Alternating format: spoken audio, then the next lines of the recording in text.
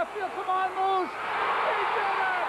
He did it. Moran made a fabulous catch. It's a no-hitter. A no-hitter. And what a catch that Moran made. Oh, brother, what a catch he made. 1 ball, 2 strikes. The pitch. Hey, Cubs win the division. Cubs win the division. Cubs win the division. Fitzgerald is out on strike. Look at that scene on the field. Item C9 is above and beyond unique. Think of the words, hey, hey. Think of the phraseology, holy cow. Think about 2 Hall of Fame broadcasters, 2 baseball broadcasters with such devotion to the national pastime that they represent nearly 100 years of broadcasting baseball. Caray, Jack Brickhouse, for the first time ever, this baseball, signed by these 2 bona fide legends, available. Item C9. Pick up that telephone right now. Caray, nearly 50 years in Major League Baseball. I know how much you love this ballpark. You've been in every stadium in North America. Why is Wrigley Field so gosh darn special? Day baseball, number 1. Number 2, the size of the ballpark. Number 3, the rooftops. It's part of the neighborhood, but primarily day baseball. That's why the Cubs are the team the Cubs are universally, because the generation after generation after generation of young kids who grew up to be parents had their children and took them out to the ballpark. The ballpark, they're here at 1:20. They see the game. They're home by 5:30 or 6. When they get home, for the first time, they got something to talk about to their parents, and their parents love it. And therefore, when those kids become parents, the same thing happens with their children.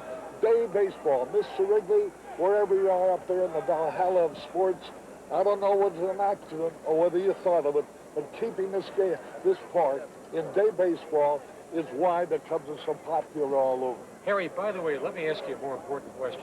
When was the last time Jack bought lunch? Well, I wouldn't say that about Jack, just because everybody else says that. That doesn't make it true. Jack's a dear friend of mine. He was a dear friend of mine long before I even thought of broadcasting the Cubs. He was a great friend of mine when I came to Chicago and worked on the South Side. And I'm happy to say he's still a great friend of mine. And nobody can ever say a bad word about Jack Brickhouse. Ron, in my opinion, the 2 greatest baseball salesmen you will ever find, right between us. Absolutely right. And of course, Jack, you know, the hey kid, as far as I'm concerned, I love to hear you say hey, because I knew somebody was running around those bases. And Jack, you've been here 38 years in Wrigley Field. What was the most memorable moment of those 38 years? Well, I get that question a lot, Ronnie, and every time I get it, I have to do a double take.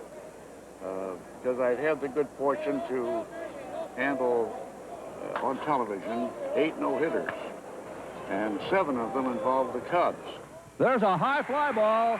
Short right, should be caught. Panzone's out there on the grass.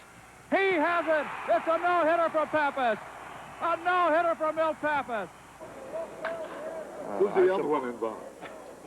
White Sox. Joe Horland. I don't want you to forget about that one. Well, I wasn't going to mention the 7th one either, because that was a Cub loss. They lost their no-hitter to Maloney. But the other 6 are legitimate Cub wins. But I have to say that, or Ernie Banks' 500, or a lot of ball games that Ron Santo played in that 69 season particularly, when talk about the clutch hitter, you want the guy that can really come through in the clutch. Here he is right here.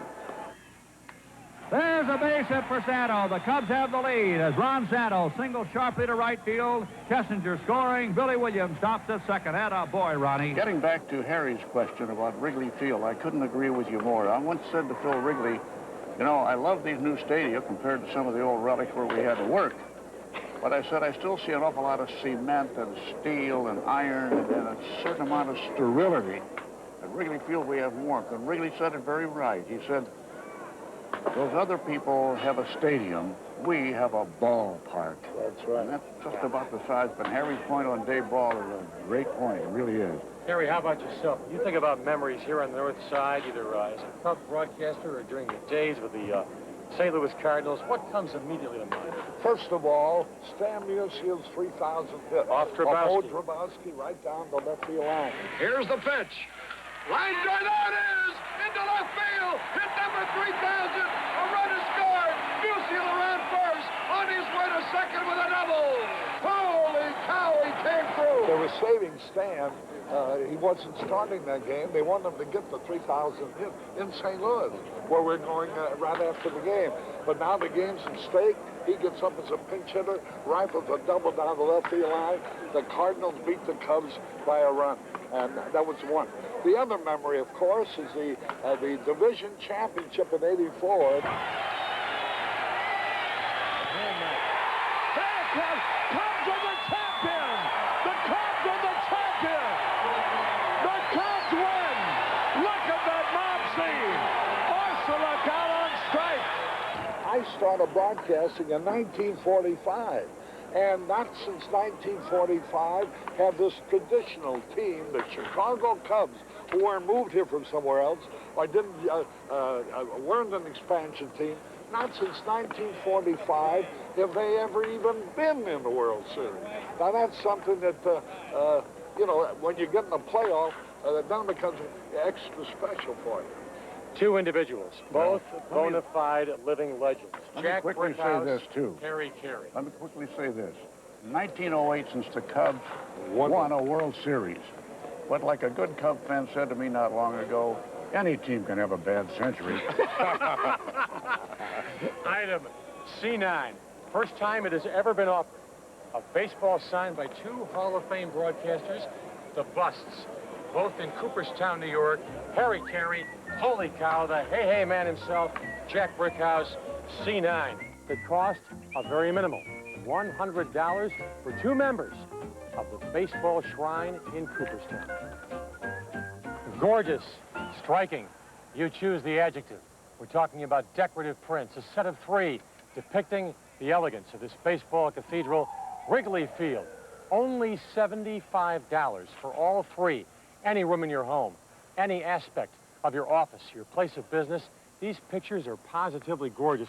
I'll tell you, you can't do any better than that one right there, my friend. Well, you know, my friend, I never thought I'd see lights in Wrigley Field. You know, I was born and raised in Dayball. But what a view. From the helicopter, a great shot of Wrigley Field at night, full house, gorgeous. From right over the left field wall, note the trees on Waveland Avenue. Think of all the times you've heard Jack Brickhouse and Harry Caray describe those round trippers crossing the left field wall onto Waveland Avenue. Once again, item C10, they are absolutely gorgeous.